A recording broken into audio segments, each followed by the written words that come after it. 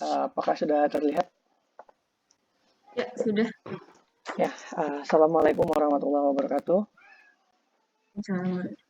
Terima kasih kepada Bu Lisa yang sudah memperkenankan saya untuk memberikan kesempatan kepada saya untuk berbagi nih bersama rekan-rekan seperjuangan di Dikdas BBPP atau Dikdas Produktivitas angkatan 2020 yang turun angkatan menjadi angkatan 2021. Oke, baik. Jadi Green Productivity kali ini saya mengangkat mengenai pemanfaatan kembali limbah kokon sutra untuk pembuatan material baru ramah lingkungan dengan pendekatan Green Productivity. Oke. Langkah pertamanya itu adalah pembentukan tim. Nah, pembentukan timnya ada dari top manajemennya, ada pimpinan kelompok usaha Jamtra, Bapak Dandi, dan pimpinan AKTD Solo selaku yang mempunyai workshop di kami, yaitu Bapak Ahmad Jumbo. Saya sendiri selaku project director-nya, lalu ada rekan saya, Nggri Pujianto, sebagai waste treatment expert-nya, dan ada dari HSE-nya, karena kita berbicara mengenai pemanfaatan kembali ataupun waste treatment, maka harus ada HSE expert di situ timnya. Makanya saya mengundang HSE expertnya. Oke. Kemudian masih di langkah 1, tugas 2 yaitu melakukan survei dan pengumpulan data. Survei ini dilakukan karena memang pada saat ini sedang kondisi yang memang tidak mungkin melakukan survei langsung, jadi survei ini dilakukan menggunakan Google Trends. Jadi Google Trends itu adalah sebuah tools di Google yang memang bisa melihat seberapa banyak orang yang ingin mengetahui ataupun ingin meneliti mengenai limbah ataupun waste ataupun pengelolaan kembali gitu. Ternyata masih banyak sekali dan didominasi oleh orang-orang Indonesia memang kebetulan. Nah, kemudian proses pengumpulan datanya merupakan eksperimen langsung atau eksperimen lapangan, sehingga data yang diperoleh merupakan data primer. Keywordnya pada saat green productivity ini tetap hanya satu, adalah green productivity. Oke. Kemudian identifikasi masalah dan penyebab. Nah, identifikasi masalahnya sebenarnya sudah ada berdasarkan beberapa latar belakang yang memang dalam permasalahan ini mengusung konsep yang paling utama adalah konsep ramah lingkungan. Bagaimana caranya kita membuat produk tanpa harus menghasilkan limbah, ataupun kalau bisa produknya dihasilkan dari limbah. Nah, tools identifikasinya menggunakan Fishbone dengan penyelesaiannya menggunakan pendekatan DMAIC, Define, Measure, Analyze, Improvement, dan Control. Nah, identifikasi masalah yang paling utama adalah di pembuatan sutra ini. Yang kita tahu adalah kain sutra adalah merupakan kain yang sangat indah sekali, halus, berkilau, segala macam. Tapi ternyata dia mempunyai ataupun menyimpan polemik yang sangat berkepanjangan. Yang pertama adalah waste dari kokon sutra yang rusak. Jadi kokon-kokon yang kupu-kupunya terlanjur menetas ataupun terlanjur jadi kupu-kupu, itu kokonnya rusak sehingga itu menjadi sampah dan masih belum apa-apa, masih banyak sekarang gitu. Kemudian kalau misalkan sutra itu, kalau kokonnya masih bagus atau kokonnya yang dijadiin sutra sekarang adalah kokon yang di dalamnya masih ada larvanya atau masih ada makhluk hidupnya. Jadi ada beberapa komunitas yang menyebut bahwa di situ ada animal abuse gitu. Komunitasnya di sini ada linknya di peta.org.uk. Jadi kalau misalkan sutra itu sebenarnya yang memakai sutra harus memikirkan bahwa dia itu membunuh manusia, membunuh hewannya, membunuh si larvanya gitu. Nah, dari permasalahan-permasalahan ini, maka kita berpikir bagaimana caranya untuk menghindari kedua masalah di atas gitu. Nah, selanjutnya adalah langkah 2 di tugas 4 itu adalah menyusun target dan tujuan. Nah, tujuan dan targetnya sebenarnya harusnya terukur ya melalui SMART itu. Insya Allah ini merupakan tujuan-tujuan ataupun target yang memang bisa diukur dan bisa dipertanggungjawabkan ke depannya. Yang pertama adalah bagaimana caranya membuat benang ataupun membuat produk dari material limbah kokon sutra yang rusak. Yang kedua, setelah tahu, yaitu mengidentifikasi faktor-faktor yang berpengaruh terhadap kekuatan hasil benang limbahnya, karena percuma kita membuat produk tapi kalau misalkan tidak bisa digunakan. Jadi bagaimana produk tersebut harus bisa digunakan. Yang ketiga adalah menentukan kombinasi dan komposisi bahan baku ataupun redesign yang paling bagus, formula yang paling bagus untuk menghasilkan kuat benang yang optimal. Nah, kemudian penentuan opsi green productivity-nya, yaitu pertama dari kokon sutra yang rusak itu ada pemanfaatan kembali. Nah, pemanfaatan kembali itu dari limbah kokon itu ada yang dimanfaatkan sebagai, yang pertama adalah serum anti daging. saya sudah sertakan link DOI-nya. Itu adalah penelitian beberapa orang. Jadi sudah ada. Kemudian yang kedua adalah sebagai pupuk hayati. Jadi seperti tadi bahwa semua yang organik itu sebenarnya bisa dijadiin pupuk gitu. Nah, begitupun si kokon sutra ini. Cuman yang jadi permasalahan adalah banyak nanti ke depan akan terjadi permasalahan berkelanjutan. Yang kedua, selain pemanfaatan kembali ada proses modification. Nah, proses modification ini limbah kokon itu kan sebenarnya dibuat di proses spinning filament. Jadi spinning filament itu si kokonnya nanti akan direbus sebentar, kemudian ujung benangnya akan ditarik. Sehingga itu adalah merupakan proses spinning filament. Karena kokonnya rusak, sebenarnya bisa saja si kokonnya itu tidak langsung dijadiin pupuk ataupun serum. Itu bisa dijadiin, masih tetap dijadikan benang, tapi prosesnya yang diganti menjadi spinning spun proses. Spinning spun proses itu sama seperti kita membuat benang dari proses kapas gitu. Yang ketiga adalah redesign produk. Nah, redesign produk ini yang merupakan alternatif. Jadi si kokonnya itu dicampur dengan material atau waste lain sehingga membentuk sebuah benang baru ataupun produk baru yang memang lebih bagus dan lebih manufacturable gitu. Jadi bisa dibuat secara massal. Dari opsi-opsi tersebut maka dilakukanlah dilakukan penyaringan. Untuk pemanfaatan kembali itu ada beberapa concern. Yang pertama membutuhkan biaya penelitian yang tinggi. Yang kedua masih menghasilkan limbah kimia karena memang menggunakan zat kimia untuk melakukan serum dan pupuk. Kemudian yang ketiga prosesnya membutuhkan waktu yang cenderung agak lama. Kemudian untuk opsi yang kedua yaitu proses modification. Dibanding dengan proses yang pertama biaya penelitian relatif lebih rendah. Karena kenapa lebih rendah? Karena kita bisa bekerja sama dengan beberapa pegiat ataupun beberapa industri yang memang membutuhkan membutuhkan keterbaruan gitu. Membutuhkan sebuah produk yang ramah lingkungan ataupun dengan zero, kalau bisa sih dengan bahan baku yang tidak mengeluarkan biaya sama sekali. Kemudian tidak menghasilkan limbah kimia. Terus prosesnya relatif lebih singkat. Tapi ada concern satu lagi yaitu hanya ada satu jenis produk, yaitu kalau misalkan hanya prosesnya dimodifikasi, hanya ada satu jenis produk, yaitu nanti produknya adalah 100% silk recycled gitu. Jadi hanya ada satu. Nah, yang ketiga adalah redesign produk. Redesign produk ini lebih poin 1 sampai 3 sama dengan proses modification sebetulnya. Namun ada poin keempat yang memang agak sedikit bagus kalau misalkan kita pakai. Yang poin keempat adalah akan memunculkan beberapa kombinasi produk dengan hasil yang lebih heterogen. Jadi kalau tadi hanya ada satu jenis produk yaitu homogen ya, 100% silk recycled, kalau misalkan nanti ada beberapa kombinasi produk yang memang mungkin bisa dilakukan sesuai dengan kebutuhan konsumen atau customer. Gitu. Kemudian, nah selanjutnya adalah merumuskan rencana pelaksanaan. Kalau misalkan merumuskan rencana pelaksanaan opsi GP ini, karena berdasarkan concern-concern tadi, maka pilihan yang paling bagus adalah redesign produk. Pilihan redesign produk itu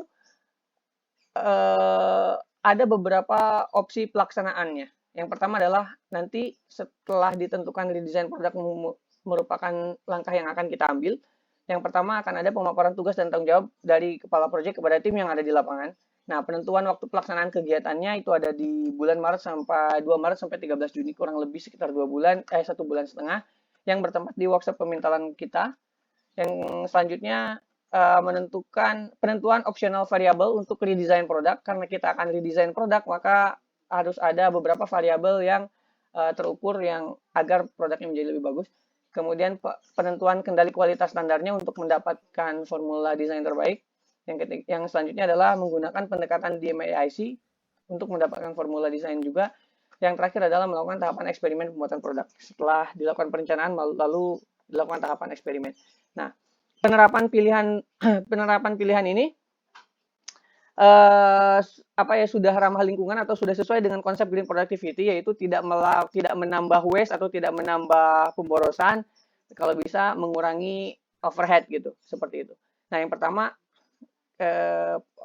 pengerjaannya melakukan pendekatan DMAIC. Kenapa dilakukan pendekatan DMAIC? Agar redesign produk itu lebih terukur, terarah gitu. Jadi tidak akan melebar kemana-mana karena sudah dispesifikasi di masing-masing tahapnya, dan juga targetnya agar tercapai lebih optimal.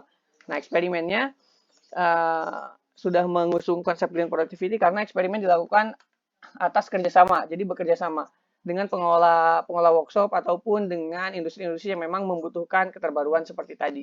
Kenapa harus dilakukan kerjasama agar dalam proses penelitian ini less cost gitu, jadi tidak mengeluarkan biaya kalau bisa, karena konsepnya adalah simbiosis mutualisme, jadi saling menguntungkan. Nah, waktu pelaksanaan juga sudah mengusung konsep green productivity. Jadi waktunya itu dibuat agar kita tidak menambah SDM gitu. Tidak adanya penambahan SDM baik itu untuk operasional ataupun untuk pengurusan ketika produk ini akan dicoba atau diuji coba dibuat gitu.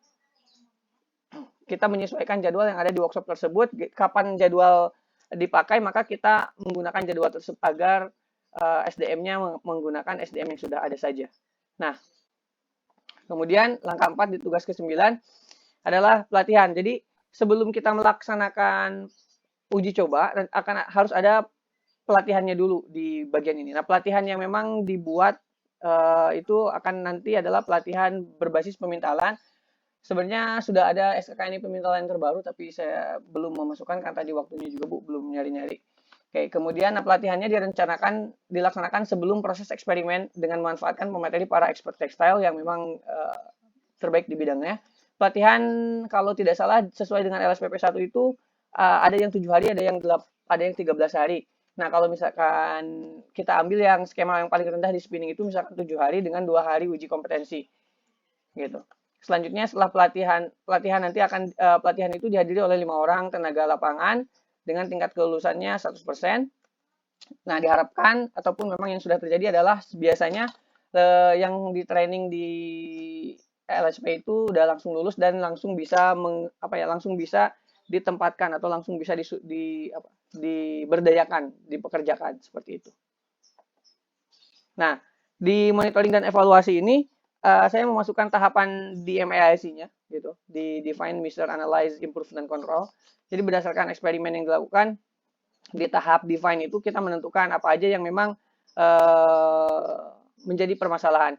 Nah, karena kita akan redesign produk, jadi redesign produk benang, maka bagaimana caranya di analisis sebab akibat itu biar lebih enak, sebenarnya tidak ada aturan baku, biar lebih enak di kepala ikannya itu biasanya hal-hal yang negatif gitu, biar kita bisa selesaikan di tulang-tulang ikannya. Nah, seperti ini adalah keadaannya. Kemudian hasil setelah di-define, setelah tadi kita di Ishikawa diagram ataupun fishbone, kita melihat ataupun kita mengetahui bahwa ada independent variable, ada variabel material dan variabel speed yang akan dilakukan di mesin gitu. Kemudian materialnya sudah ada. Materialnya adalah semua berasal dari waste yang memang sudah tidak digunakan kembali gitu. Matrix eksperimennya ada rayon waste sama sutra yang tadi, waste sutra semua gitu. Di sini contohnya adalah sutra Samia tapi sudah digunakan di sutra Bombix juga. Variabel speednya kita coba di 60.000, 70.000, dan 80.000.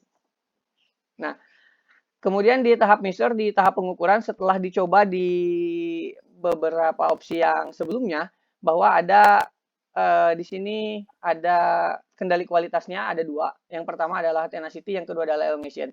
Angka 1 dan angka 2 Romawi merupakan uji replikasi. Kemudian tenacity itu adalah satuan kekuatan tarik per helai, satuan kekuatan tarik per helai. Jadi kalau misalkan dilihat di sini ada yang memang kekuatan tarik benang itu karena benang itu salah satu kualitasnya ada di kekuatan, maka kekuatan yang paling besar sebenarnya ada di nomor 7 ini dengan 9,2 cm per tex, dengan uji replikasi juga 9,4 gitu. Dengan elongation yang memang cukup besar juga. Nah, itu adalah di tahap measure. Kita sudah recap gitu. Karena banyak memang kalau misalkan tidak di recap tabelnya akan banyak. Nah, kemudian di tahap analyze menggunakan analyze ini kita akan mengetahui bahwa besaran ataupun sebarannya ada di mana gitu untuk yang paling bagus gitu biasanya. Angka-angka yang lebih tinggi ada di speed yang sebenarnya keberapa. Kemudian kita akan mengetahui bahwa rata-rata per speed itu bagaimana kekuatannya. Nah, monitoringnya ANOVA juga. gitu ya. Karena ini adalah design of experiment atau mencari desain terbaik gitu. Ada before sama after gitu. Tapi tidak terlalu terlihat kalau misalkan digambar, tapi sebaran di angkanya memang ini sudah ada perbaikan gitu. Nah, kemudian di tahap kontrolnya itu bagaimana caranya kita kontrol material yang sudah dibuat itu agar selalu on track gitu. Maka kita buat standar apa yang memang bisa dibuat dan apa yang memang tidak bisa dibuat. Ternyata yang bisa dibuat di jenis material SR yaitu sutra rayon. Sutra rayon ini adalah dua-duanya waist 50-50 dengan speed optimal di 70.000 rpm gitu, dengan tenacity 9,1 cm per text. Dengan yang kedua adalah sutra rayon ini replikasi yang kedua dengan tenacity 9,3 cm per text. Berarti memang dia memang bagus gitu kualitasnya dicampur dengan rayon, sutra dengan rayon. Nah, ini merupakan hasil dokumentasi produk. Jadi pada tahap awal gambar pertama ini 100% sutra, kemudian kita campur dan kemudian kita perbaiki menjadi benang yang memang lebih rata dan lebih kuat. Gitu, hasilnya seperti ini. Nanti hasilnya seperti gambar yang kedua, dan kemudian gambar yang ketiga adalah gambar dari awal sampai akhir. Oke. Nah, kemudian review manajemennya. Review manajemen itu dilakukan di waktu itu FGD. Nah, ada beberapa hal yang memang menjadi catatan dari manajemen. Pertama, mereka mengapresiasi karena produk mereka yang awalnya dikira sampah itu ternyata bisa dibuat menjadi benang lagi gitu. Walaupun dari waste benang menjadi benang lagi, itu merupakan sebuah apresiasi yang tinggi dari mereka karena tidak menyangka bahwa ternyata bisa dibuat gitu benangnya. Nah, kemudian hasil produk ataupun benang mereka menginginkan bahwa agar bisa diproduksi secara massal gitu. Nah, kemudian yang terakhir adalah berharap bahwa kita melakukan visibility ekonomi, karena sampai saat ini kita hanya belum menganalisa visibility ekonominya. Jadi kalau misalkan belum dianalisa, kita belum tahu bahwa apakah ini layak untuk dijual, apakah sesuai dengan keinginan konsumen atau tidak gitu. Kemudian di langkah 5 di tugas ke-12 menggabungkan perubahan ke dalam sistem manajemen organisasi. Jadi setelah kita melakukan percobaan ini, ternyata di sana sudah distandarkan. Jadi sekarang mereka juga sudah membuat benang. Namun di mereka juga sudah ada SOP bahwa kalau misalkan untuk membuat benang yang dengan komposisi yang bagus, mereka menggunakan formulasi kita, formulasi yang sudah di percobaan yang tadi SR 50-50 dengan speed 70.000 rpm.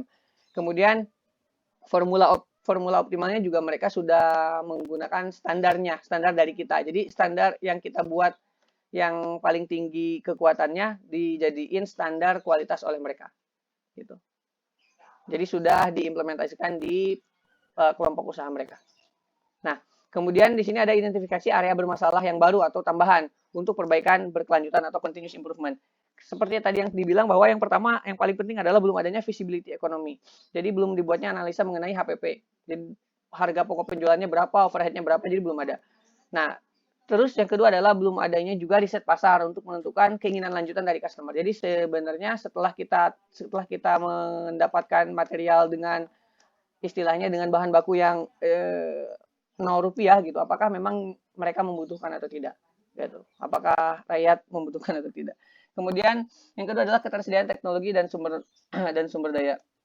Jadi teknologi yang sekarang itu spinning filament sama spinning span itu belum masuk ke sutra kearifan lokal yang ada di kita, karena memang produsen-produsen mesin kita itu masih dari luar, jadi belum di-adjust sesuai dengan bahan-bahan yang ada di kita. Nah, salah satunya adalah diharapkan dari penelitian-penelitian ataupun dari proyek-proyek yang seperti ini ada maker-maker mesin yang memang bisa menyesuaikan dengan kebutuhan kita, sehingga kita tidak hanya terpaku ataupun bergantung kepada material-material yang diimpor dari luar.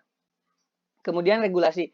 Nah, di regulasi ini saya memasukkan bahwa karena komposisinya ini sudah sangat bagus, proyeknya udah keluar, terus desainnya udah keluar, formulanya udah keluar, maka harapannya sih ke depan bisa didaftarkan untuk hak kekayaan intelektual. Kenapa hari ini diperlukan untuk memproteksi teknologi ataupun memproteksi formula yang udah kita buat agar tidak dicaplok oleh negara lain. Karena saya dengar bahwa di India sama di Malaysia juga sedang giat-giatnya untuk bagaimana caranya membuat benang dari sutra-sutra yang memang liar di luar gitu. Nah, kemudian yang terakhir adalah pelestarian produktivitas ramah lingkungan yang berkesinambungan. Jadi produk ini diharapkan bisa diteruskan ataupun di-benchmark ke proses lain sehingga terjadi proses continuous improvement untuk selalu menjadi lebih baik dan lebih baik lagi. Kemudian selanjutnya akan diberikan reward jika ke pegawai atau karyawan yang melakukan analisa lanjutan untuk perbaikan yang berkesinambungan. Jadi tidak dibatasi untuk melakukan perbaikan, siapa saja boleh gitu. Nanti akan ada reward dari mereka. Seperti itu. Nah, mungkin itu aja yang dapat saya sampaikan. Terima kasih atas perhatiannya. Billahi taufiq wal hidayah. Assalamualaikum warahmatullahi wabarakatuh.